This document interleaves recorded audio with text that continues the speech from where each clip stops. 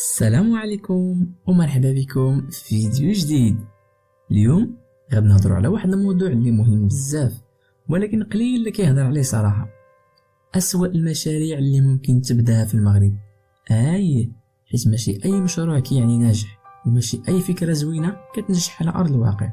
بزاف ديال الناس كيبداو مشاريع بحماس كبير، كيصرفوا فلوسهم ووقتهم ومجهودهم، وفي الاخر كيتفاجئوا بالافلاس او الخساره، وكيبقاو يسولوا فين كاين الخطأ. الحقيقة هي أن كاينين مشاريع كيبانوا مربحين في النظر، ولكن في المغرب في ظروف السوق ديالنا وفي مدن أو قرى اللي ساكنين فيها الناس كتكون هاد المشاريع مجرد مصيدة للفشل. يا إما كتطلب فلوس بزاف بلا مردودية، يا إما السوق كتكون فيه واحد المنافسة اللي كبيرة بزاف، أو لا الزبناء ما مهتمينش أصلا بهذا النوع من الخدمات، وكاينين صعوبات قانونية وتقنية وزيد. هذا الفيديو غادي نشارك معكم فيه أمثلة حقيقية لمشاريع كيطيحوا الناس فيها بزاف، وغادي نشرح لكم علاش كتعتبر خطيرة أو خاسرة باش تكون عندك الصورة واضحة وتجنب الأخطاء اللي وقع فيها الآلاف قبل منك. واخا الفيديو فيه الجانب السلبي شوية، الهدف ديالو ماشي إحباطك، ولكن باش تفيق وتخطط مزيان قبل ما تدير أي خطوة. راه الفلوس كتجي وتدوز، ولكن الوقت والتجربة الصعبة ما كيرجعوش. فبقى معايا حتى الاخر، حيت غادي تكتشف معايا معلومات مهمة يمكن تنقذك من الخسارة كبيرة وتخليك تغير مسار مشروعك قبل فوات الأوان.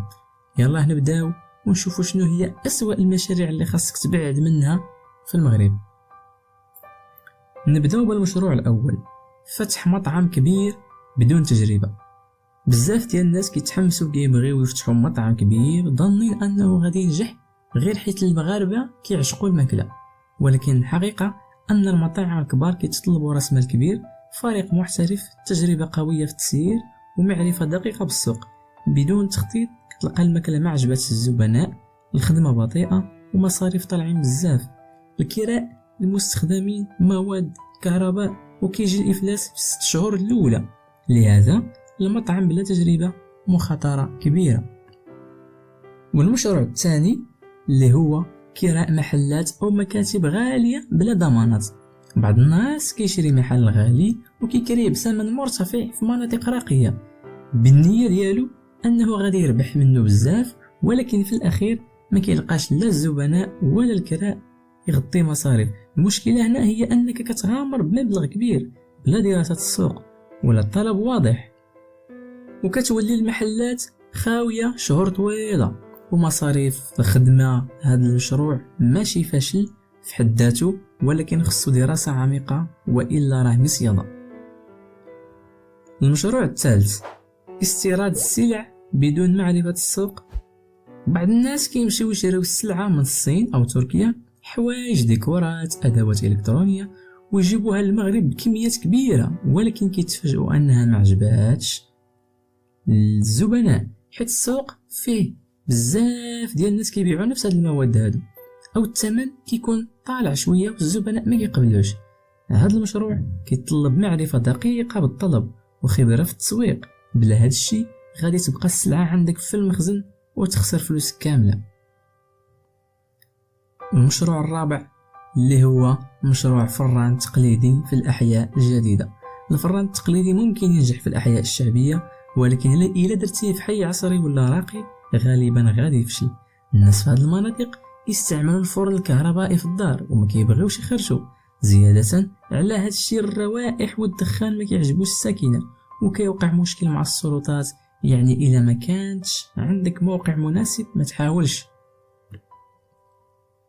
والمشروع الخامس اللي هو مشروع قهوة بدون تمييز.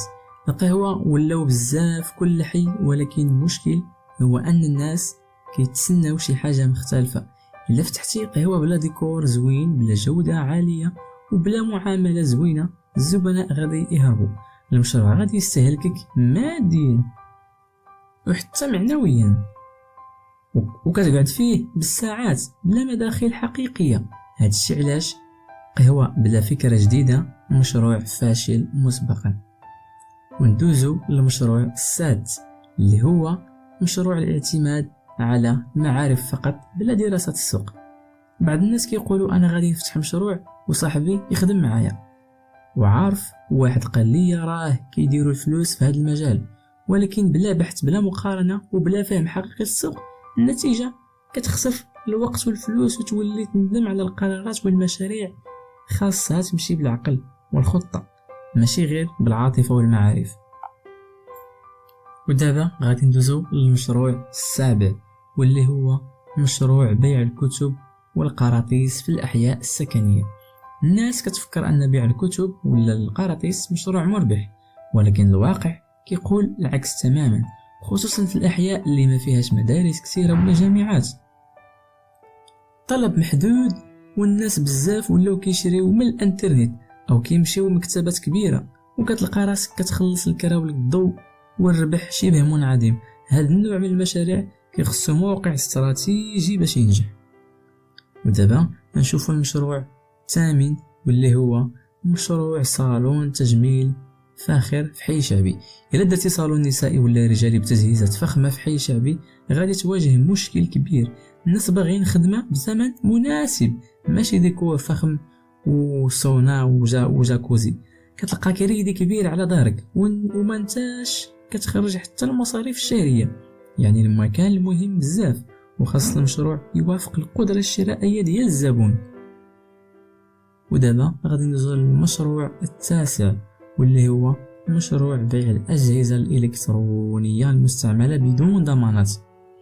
بزاف ديال الناس ولاو كيبيعوا تليفونات، تلفازات اولا أدوات إلكترونية بصفة عامة مستعملة بلا ضمان، ولكن فاش كتوقع مشكل في المنتوج الزبون كيرجع عليك وكتخسر السمعة ديالك وحتى راس مالك، خصوصا الا كنتي كتشري من عند وسطاء ما معروفينش. كتلقى راسك في مشكل مع الكليان وحتى مع السلطات. مجال الالكترونيات خاصو الثقة والجودة ماشي غير البيع والشراء.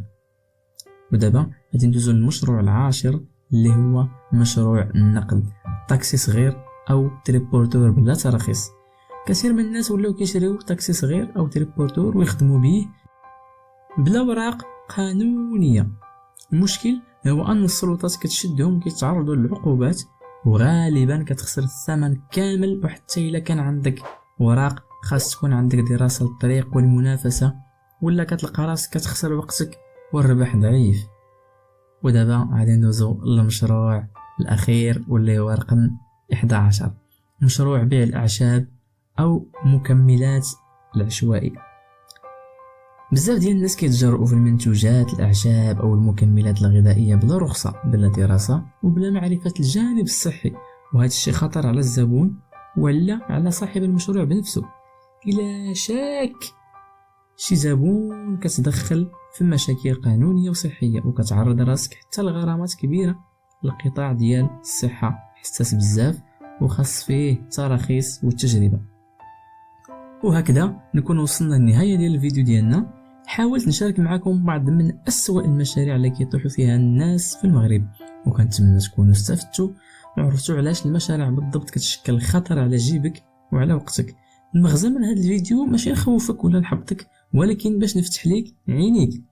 ماشي اي مشروع زوين في العنوان كيعني ناجح، وماشي اي فكره كتنفع في جميع الاماكن والظروف. النجاح كيتطلب التخطيط، الدراسه والمعرفه بالسوق ديالك، ماشي غير الحماس والنيه. وخاصك تسول، تبحث، تشوف المنافسه وتعرف الزبناء ديالك شنو باغيين. واخا كانت المشاريع اللي ذكرناها اليوم فاشله في الغالب، راه اي مشروع في الدنيا يقدر ينجح الا تخطط ليه مزيان وعرفتي دير الفرق وخدمت بالعقل. ولكن الاهم هو ما ديرش كوبي كولي غير حيت سمعت شي حد ربح، لان كل واحد والظروف ديالو. الا عجبك الفيديو ما تنساش دير لايك وكومنتير، وخليو الاراء ديالكم في التعليقات. شنو هو المشروع اللي كنتي ناوي ديرو ولكن تراجعتي عليه في القرار ديالك؟ وشنو بغيتي تشوف في الفيديو الجاي؟ مشاريع ناجحه ولا افكار جديده؟ نتمنى لكم التوفيق في كل خطوه والله يسهل على الجميع. اذا وصلتي حتى لهاد اللحظه هذه كنبغي نشكرك على المتابعه ديالك والمشاهده ديالك، ونتلاقاو في فيديو جديد ان شاء الله بافكار ومحتوى اكثر فائده. مع السلامه.